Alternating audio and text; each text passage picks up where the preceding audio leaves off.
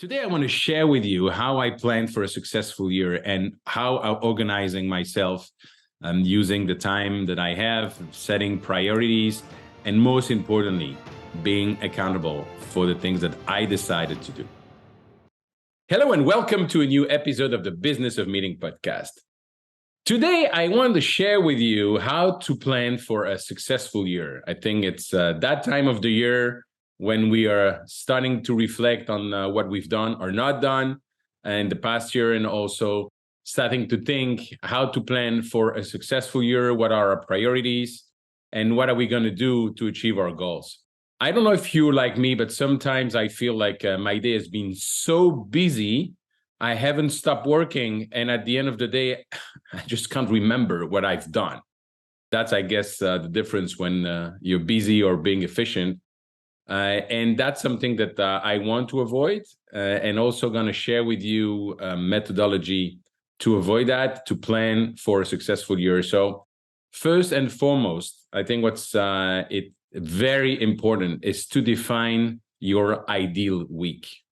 And to do that, you can take an Excel sheet, or you can take a program you're using, or any type of software of planning. But the idea is to have in front of you like a one page of your ideal week. It goes from Monday to Sunday, from whatever the time you wake up until you're going to sleep, and to really start blocking times for what is important for you.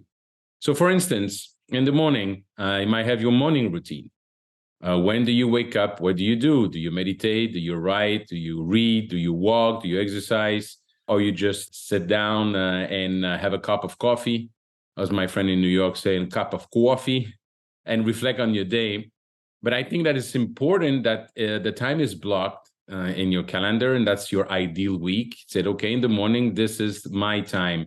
This is the time I take to get ready for the day. And so that is blocked.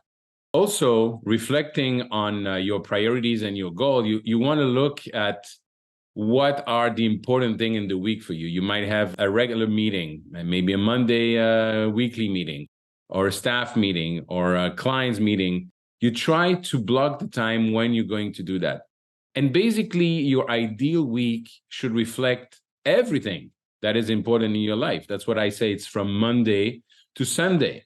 You want to make sure that even for the little things of going to exercise or seeing friends, you have time blocked for that. The goal is not to block 24 hours a day. It's definitely to look at your week at what would be an ideal week. So you have the part for the business, you have the part for your private life. And if you listen to the episode about the defining your vision, basically all the different buckets of your life should be reflected in your ideal week.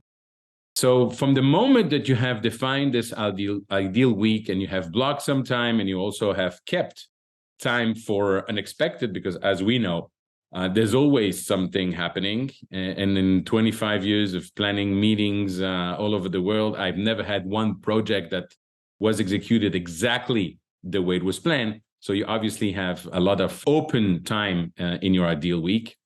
But from the moment you've defined your ideal week, you need to analyze how you spend your time. And that touched a little bit on delegation, but also to be aware of really where and when are you spending your time. And to do that, there's a very easy exercise.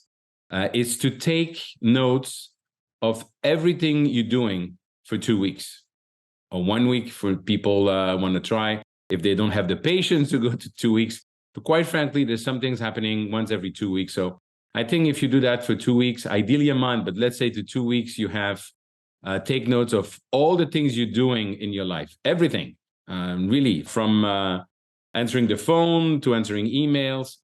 You start having a clear idea of where you're spending your time. So you list all those things that you're doing.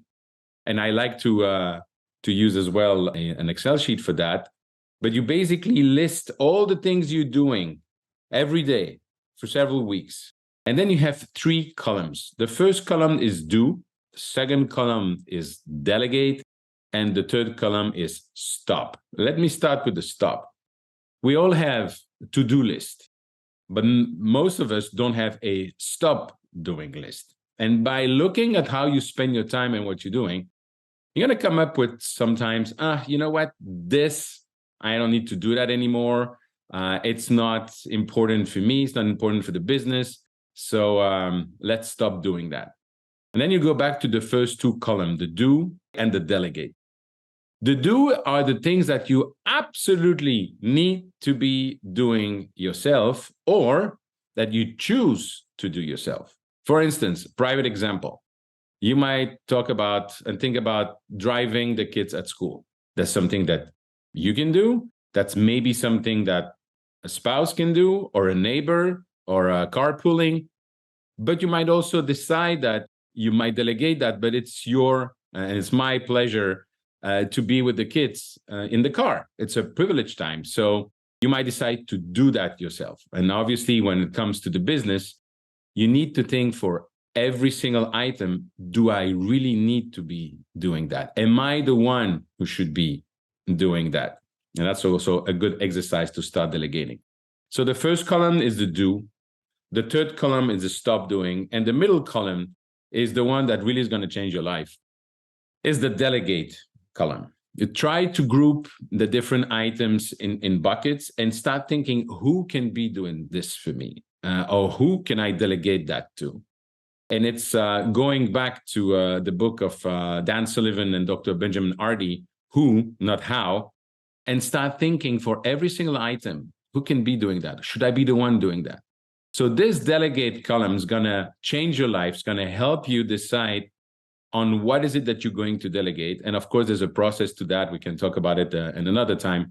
But basically, you have to be aware and set the expectation for yourself that nobody's going to be as good as you, but you know what? If they're doing at least 80% of what you're doing, it's totally fine.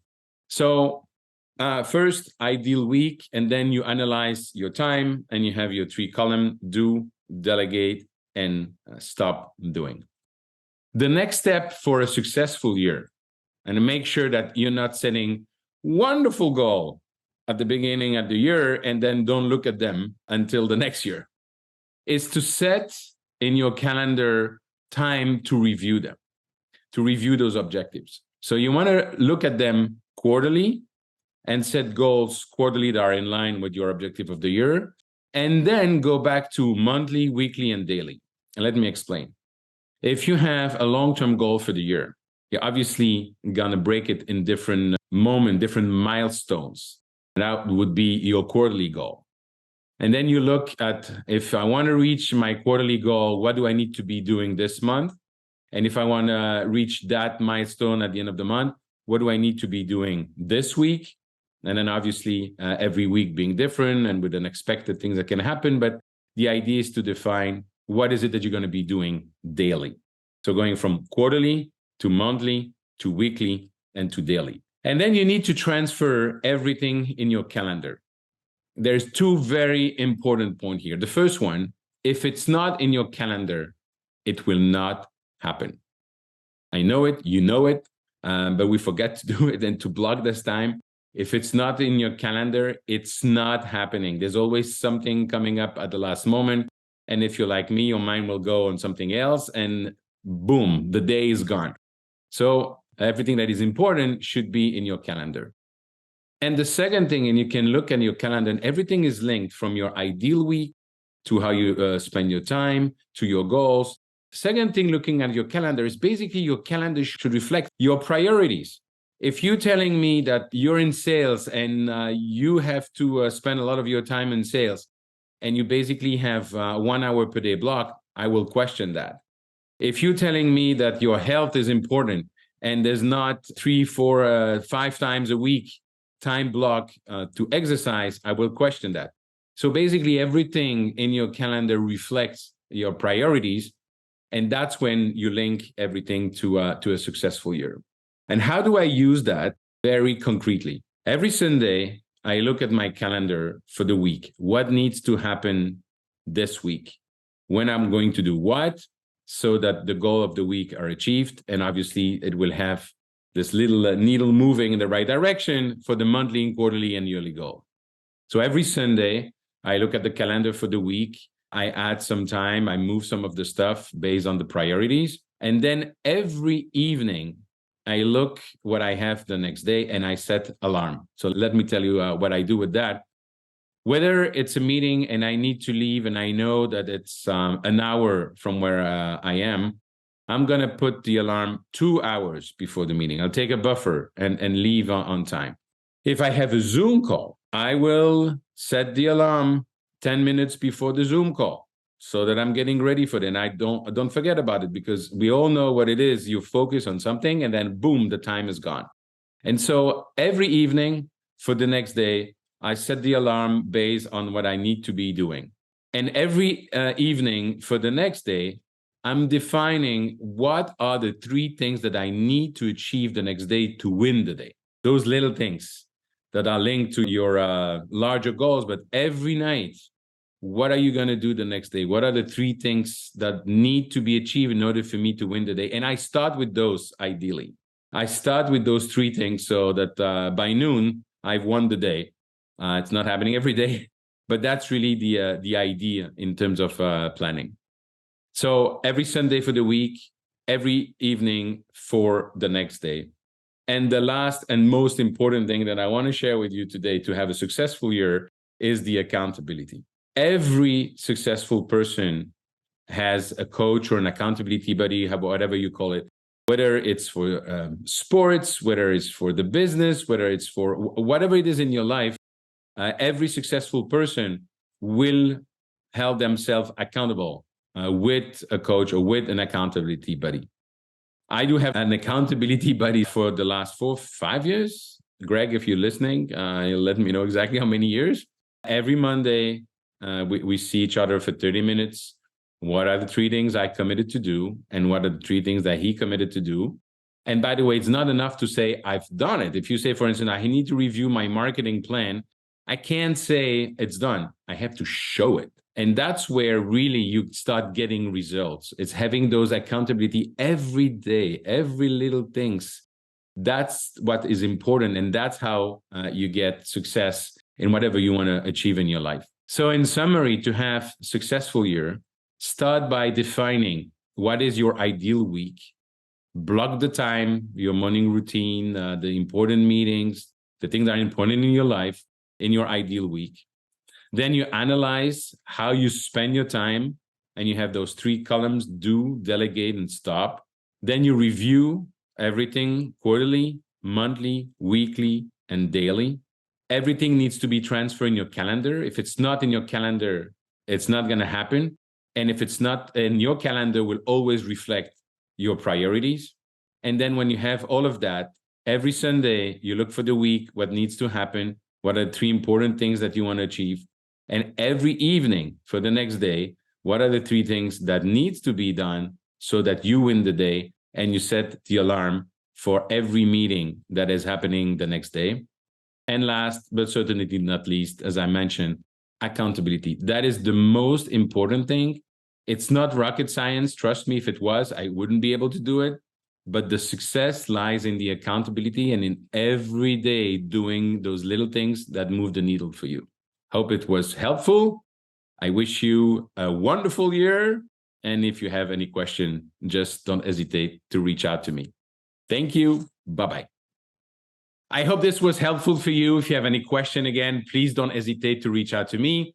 I can do that on LinkedIn, or you can join my Facebook group, www.eventbusinessformula.com/group. And if you think that was helpful for you, please share it with your network. Thank you. Bye-bye.